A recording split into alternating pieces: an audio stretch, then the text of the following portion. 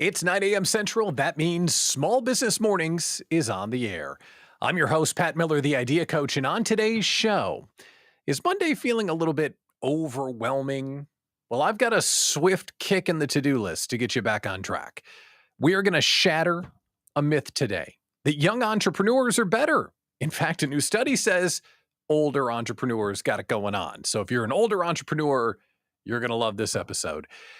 And I have to share the single worst podcast I've ever heard. And I'm going to share it so you don't suffer the same fate if you create podcasts. Our meme of the day is poking fun at fall-obsessed people. And our question of the day has to do with podcasts. Have you ever bought anything from a podcast or an infomercial, and was it any good? I have. We will swap stories. If you're joining us for the first time, guess what? You found Small Business Mornings. It's a daily live stream at 9 a.m. Central for solopreneurs and small business owners who are tired of building their business all by themselves. I host this show every day to bring everyone together so we can catch up on the news and build a community of like-minded folks who believe in positivity, abundance, and collaboration over competition. We're working together to make our business dreams come true. And the mission of this show and the Idea Collective is simple. Don't grow it alone. So say good morning in the chat when you join us. Hello, Kim. It's lovely to see you. Teresa, thank you for joining us. Stephanie Kern in the house. And if you're watching this on replay, say hello as well. That way everyone can get to know you as a part of the show. A quick reminder before we get into the news, this show is moving on LinkedIn. Currently being broadcast in my personal LinkedIn profile. It's moving to its own Small Business Mornings page on Monday the 24th.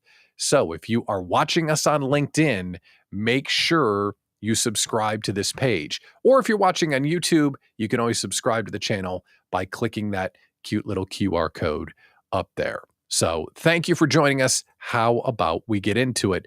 Good morning, Jennifer and Stephanie. It's great to see you. How do you get ready for Monday? We're starting a new week. And if you're a small business owner, that should not happen by accident. If you're letting the week happen to you, you're not doing it right. So this morning, I woke up and thought, hey, I've got a whole day to do stuff. What will I do today? And it hit me, I didn't do my prep work for the week.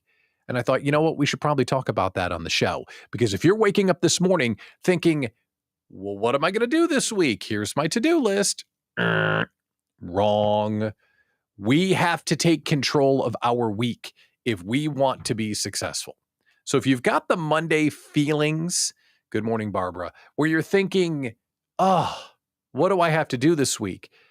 Let's go through a few things that might help you make Monday feel a little less overwhelming. You must control your time, your tasks, and your energy. Time, tasks, and energy. I would bet most small business owners feel like Monday, that's our chance to start the week fresh and get back to work. But we've got bad habits. Almost everyone. Maybe you don't. I certainly do. I've got bad habits. Boy, do I have bad habits. And scar tissue and warped priorities and all of that. So if you're thinking Monday's a little overwhelming, let's start with how we control our time. Many of us do not control our own calendar.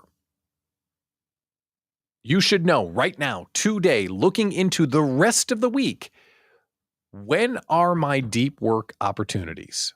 Or as I like to call them when Abby and I are having our morning meeting, when will I have study hall? You determine your study hall by figuring out when you're the most productive and then fiercely protecting that time. No one else can get in that space. That is my time to do my thing. And the easiest way to do that is to use Calendly or Google Calendar and just block off your peak times as busy. That action is super easy, but sometimes people feel guilty. Hey, can you meet on Thursday? And you look and you've got study hall. No, you can't meet on Thursday. You've got study hall.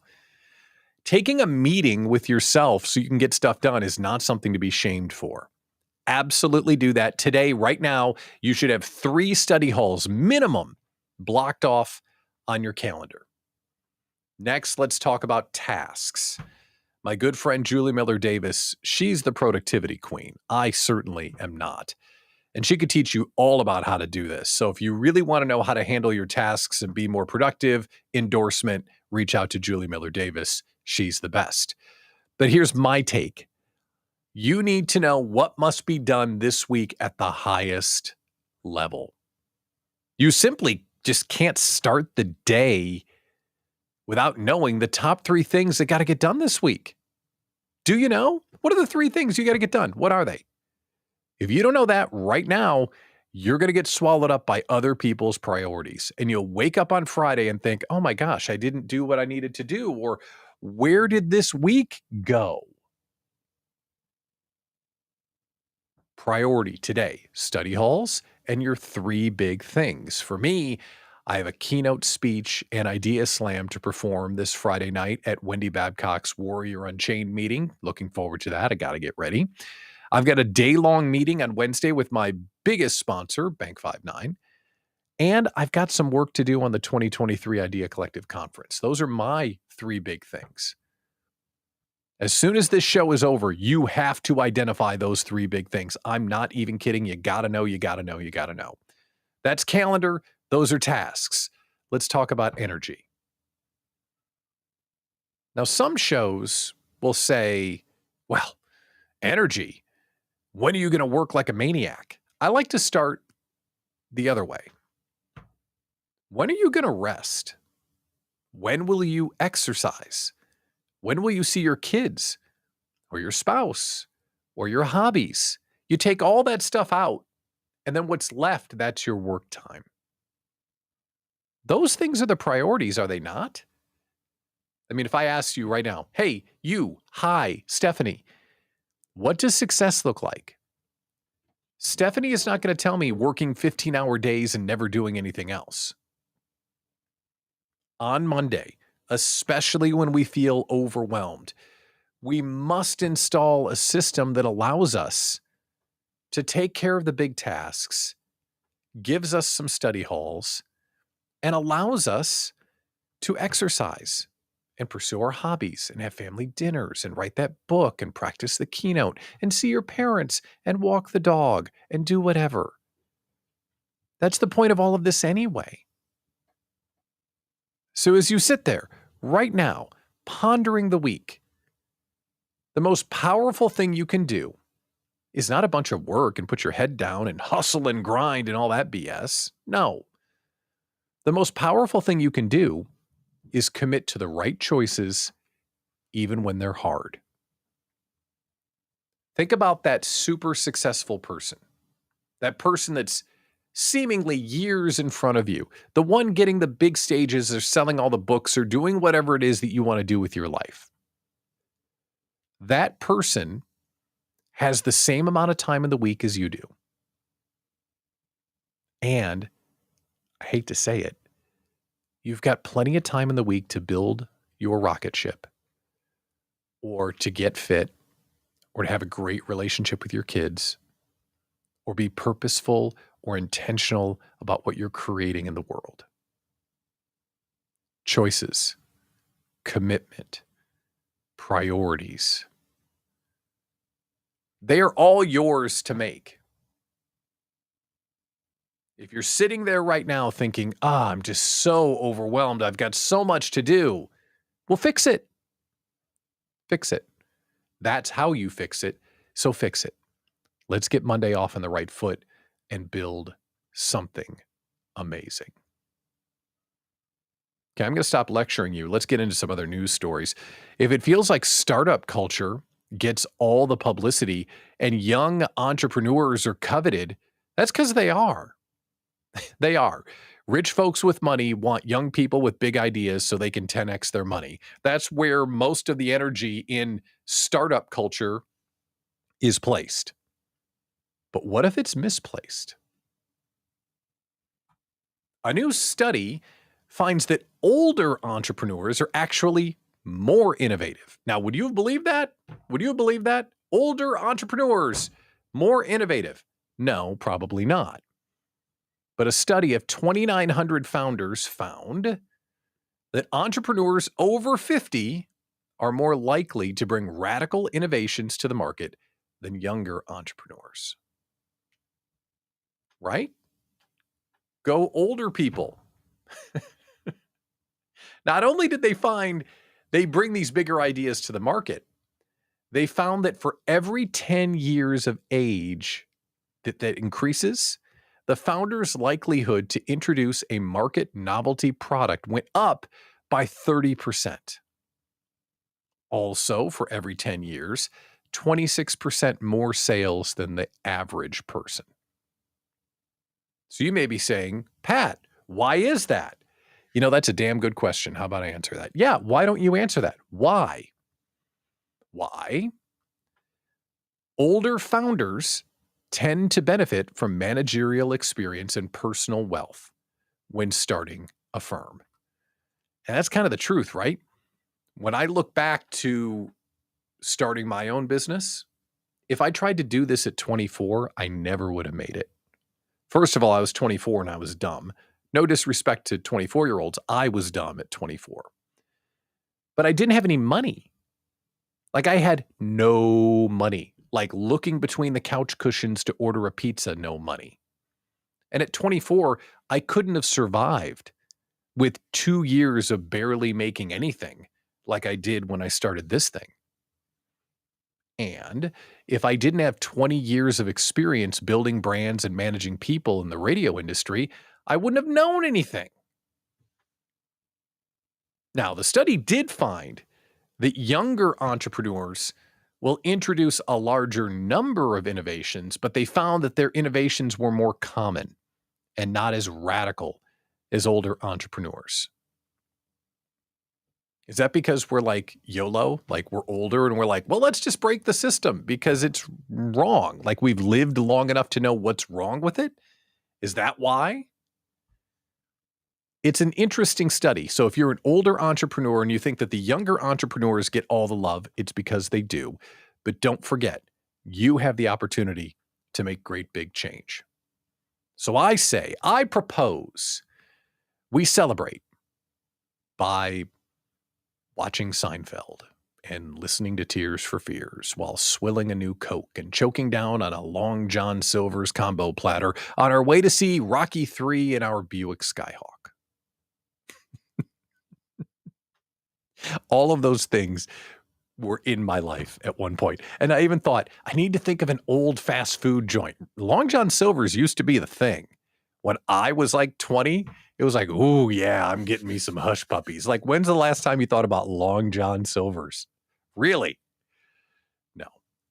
But hey, hooray for us. Finally, some respect for older founders. I received some feedback on the show that people like it when I rant. And I don't try and rant. I don't rant for rant's sake. But I got to rant. I got to. Are we okay with that? Do you have coffee? Are you comfy? Are you good? Because I've got some podcasting advice that's going to be a little bit ranty. Now, I am not an expert on podcasting, but I know enough to be dangerous with my radio background and the fact that I'm doing it. And I need to share something or I might explode. I listened to the worst podcast I've ever heard this weekend. It was so bad. For your benefit, I need to share it with you. So if you're thinking about or you're doing a podcast, you're not committing the crimes of this podcaster.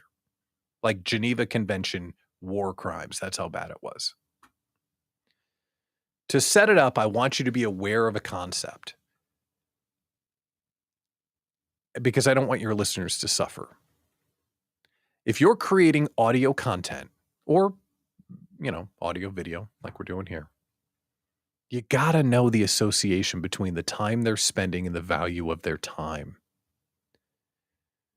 Podcast audiences, most of the time, are listening to your show in a time-shifted scenario. This show is a little bit different. It's live. But people are watching it on the replay. Hello, replay folks.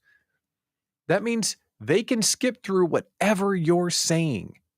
Or if you don't pay off enough, they just might never come back if you're talking too much. The problem of this show was that the host took way too long to get into the content. I mean, it was a clown show. I couldn't even believe it. I actually felt like it was a gag. I really felt like there has to be something, like someone's watching me. Listen to this. I found the show. I clicked on it. How to do this. Like, yes, I want to know how to do this. So the show begins. Okay, show begins. Can't wait to learn how to do this. And here comes this huge pre-produced open. Welcome to the show where we do X, Y, Z, A, B, C. There's music. There's clips from previous episodes. It just goes on and on and on and on. On this show, we teach the children of the world to dance and sing so we can fly at supersonic speeds and eat delicious cakes. And 30 more seconds of music, the music fades out.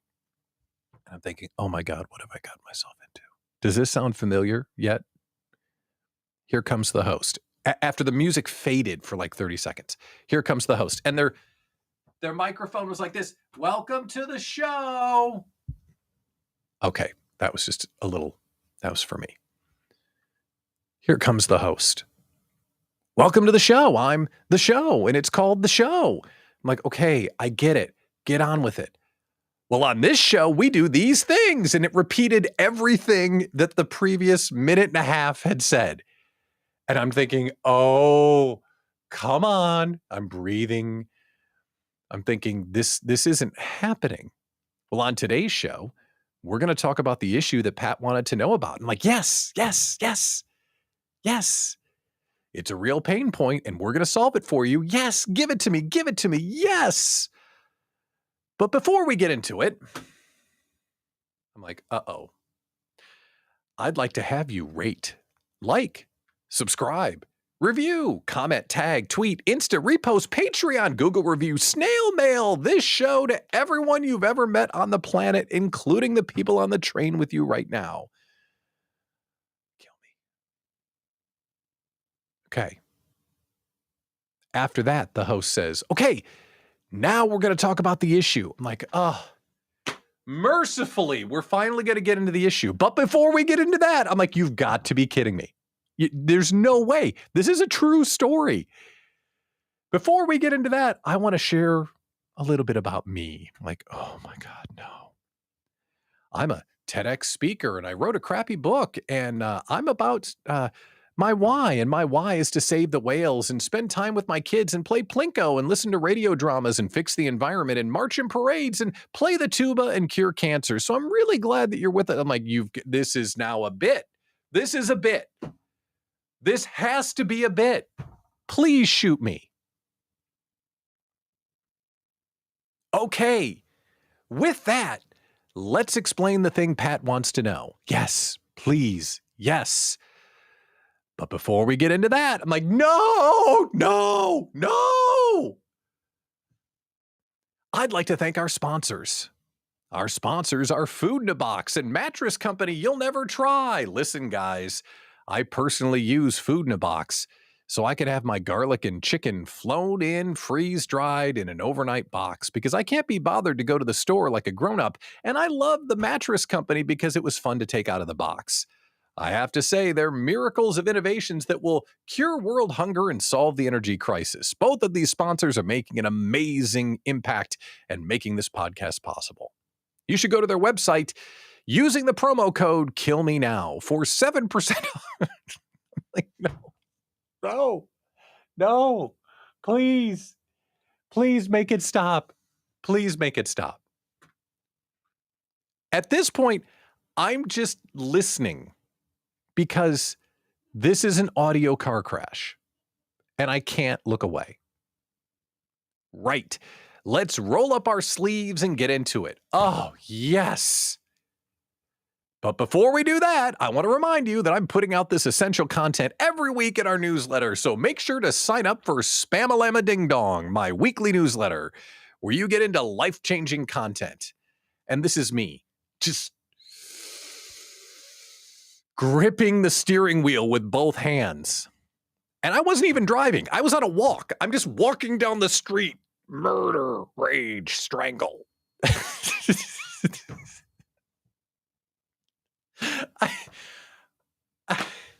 I didn't even get to the topic. I had to turn it off. And I stopped walking. I opened Spotify. I looked at the podcast. This host had gone 7.5 minutes of just setting stuff up. Please, for the love of the craft, for personal respect of listeners and viewers everywhere, get on with it. Sponsors have their place. I love sponsors. And audiences will respect you and your sponsors if you pay off.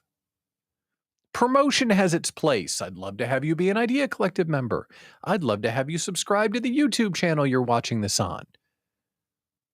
But if you don't pay off, if you're constantly going to tease, you're going to lose credibility. Here's the big flashing headline. You, me, nobody is good enough to hold a listener for 7 minutes without paying off. Not Joe Rogan, not Mr. Beast, not you, not me, nobody. Nobody. Please, I beg you, please determine how long it takes you to get into the content. Shrink it down. Slim it up. The universal audience thanks you. This is Small Business Mornings, a daily live stream at 9 a.m. Central for solopreneurs and small business owners. Those of us that are tired of building our business all by ourselves, and every day we catch up on the news and build a community of like-minded business owners who believe in positivity, abundance, and collaboration over competition. We're working together to make our business dreams come true. The mission is simple. Don't grow it alone. And EB, you're right. You're explaining it great because I found that and they lose me. You were so patient to stay so we could learn not to do it. EB, it took everything I had, but it got to be so bad. I honestly just needed to listen to it all for science.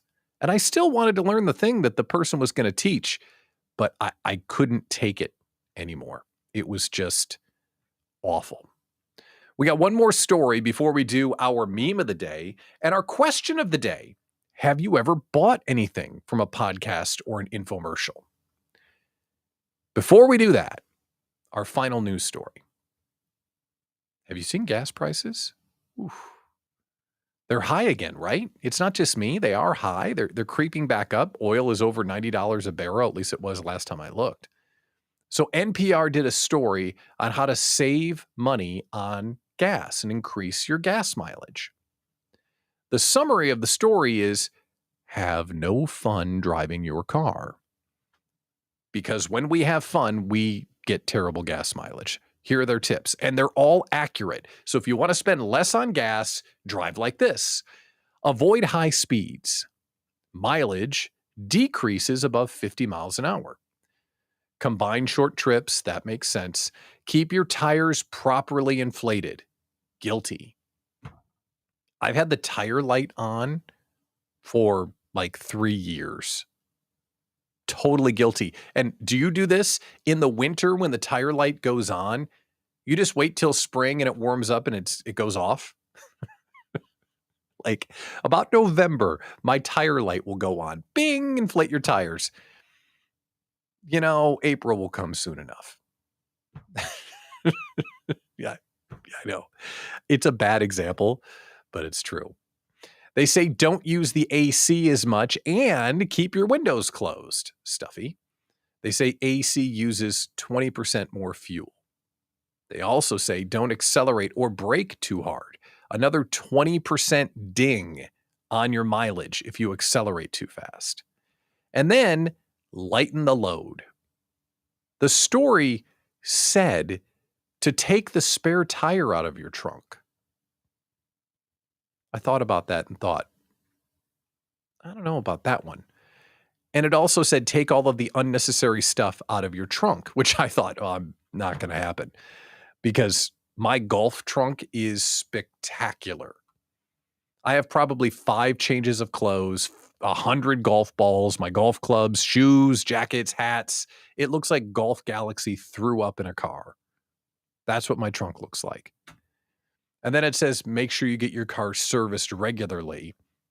Also on my dashboard, the oil change light has been on since the Clinton administration. So I'm not doing my part to get better gas mileage. But if you want better gas mileage, those are some power tips on how you can get more having less fun driving your car. How about our meme of the day? Director of meme, Abby Miller, Stories Frame Photography, sent this one to me. Thank you, Abs. And it shines the light on how much we love fall. You love fall? We love fall. Let's do our meme of the day. The sign says, pumpkin spice tacos are here. Just kidding. Drink tequila. I love that one. So many things in life would be solved if we just drank tequila. I could listen to someone's podcast if I was drinking tequila because I wouldn't care that they went on for 7.5 minutes before I had to go. Drink tequila. Life tip right there. All right, let's talk about buying stuff from an infomercial or a podcast. The people that are really good at selling things, they really make you want them.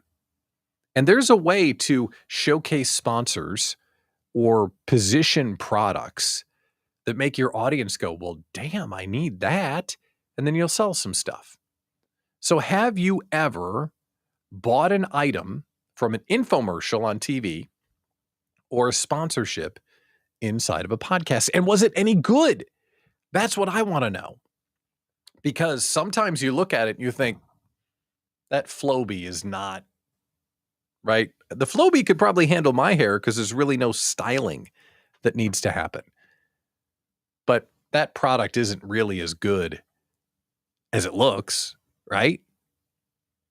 As I was pondering this question today, I thought of 2 things that I have purchased from infomercials or podcasts. I was teasing earlier about the food in a box, but Abby and I have done the food in a box where they mail you the food in the box. And here was my takeaway from the food in the box. I'm fat. Yeah. Because you get the food in the box. And the food in the box comes and everything's pre-portioned and chopped up. Instructions are really clear, completely idiot-proof. They're great. And the food was always good. But we'd make the food in the box and we'd go, this is for 4 people? I'm eating too much. We just couldn't get enough food out of the food in the box.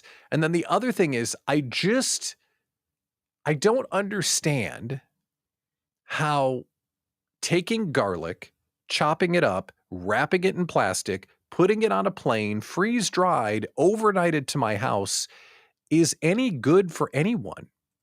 I'm sure environmentally the impact is still the same or whatever, but I just didn't feel right about it. It felt like, what can I do to save the environment? Not overnight a lime. Not have a cup this big of sour cream use jet fuel. Maybe that's one of the things that I could do. Let's see. We've got some feedback here. Stephanie says, I'm a sucker for those sales. I buy way too much from podcast infomercials and the worst Instagram. Oh, that is the truth.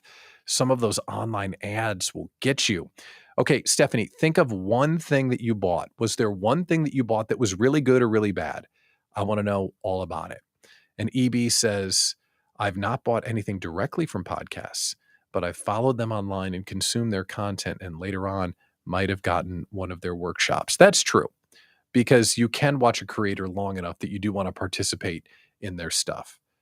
Okay, the other thing that I've purchased, and this was a good one. So food in a box was kind of a letdown because I eat too much. But this one worked. Have you seen those coasters that go underneath your furniture, that slide your furniture around? Those things work. Those things really work. It's a piece of plastic with like a soft thing on it too, and you put it under the legs of your couch or your furniture, which allows you to push them over a carpeted surface. And you know what? That's really saved the old back several times. Those amazing sliders or whatever they're called. I saw that on TV and I'm like, I need those. It was like $30 though. It probably cost them $6 with shipping. But I'm telling you, those things actually worked. Okay, so here we go. Instagram. Yes, Abby says Instagram. Stephanie, I need you to tell me one of the things that you bought. Let's see. The best is the Jolie shower head filter. Have you seen the Jolie shower head filter? Because Stephanie says that thing actually works. And then Jennifer Aniston, I know it's Anderson, but I call her Aniston. An infomercial when I was a teenager, the Stop the Insanity dieting book. Did it work, Jennifer? You're like a fitness freak, so it must have worked. You look fabulous. And we have to double back on something to end our conversation today. We were challenging Eva Barbara. She had never had a Diet Coke at McDonald's before. And I said, once you have a Diet Coke at McDonald's, let us know what you think, because my contention is it's the best Diet Coke in the world. Well, it has happened that I'm having Coke Zero lately. So I found that Diet Coke is a little too sweet and the flavor was more in the syrup kind of taste. That is true. The McDonald's Diet Coke is really sweet, but that's why it's so good. Thank you, EB, for sharing. I appreciate that. And then the dieting book. No, it didn't work, but it was entertaining. Very good. You can really move some product through podcasts and infomercials and Instagram ads, but do they work? Who knows? How about we move some product right now? Are you coming to the Idea Collective Small Business Conference? I've been working overtime to put this thing together, and it's time to get excited because Marcus Lemonis from CNBC is our keynote speaker, and his fundamental process for small businesses, people, product, process, is the thing that turns small businesses around. He's going to come at the conference and tell us all about his secret sauce, and he's going to be the mentor for some of our small business owners in the room. He's the business turnaround king. We get to learn from him during the conference. We're also going to have an entire day of workshops where you learn from our presenters and do the work in the room. So when you get back to the office on Monday, you have work ready to go. This is highly rated, so much fun. It's the small business event of the year. Get out of your business and come work on it, not in it. 3 days, 4-star resort, the beginning of November. It is a blast. Click the QR code or head to smallbizretreat.com and you can get in the room with us. Do not miss the Idea Collective Small Business Conference presented by Bank 59. All right, I'm Pat Miller, the Idea Coach. Today, we went all over the place. We talked about getting Monday all set and ready to go. I shared my pain for your benefit. So maybe podcasters will get on with it. We talked about gas mileage. We did a little bit of everything. So now the week is off and running. I hope you know your 3 big things. Go get that stuff done. We'll be back here Tuesday morning at 9 a.m. ready to start your small business day. I'm Pat Miller, the Idea Coach. We'll see you tomorrow at 9 a.m.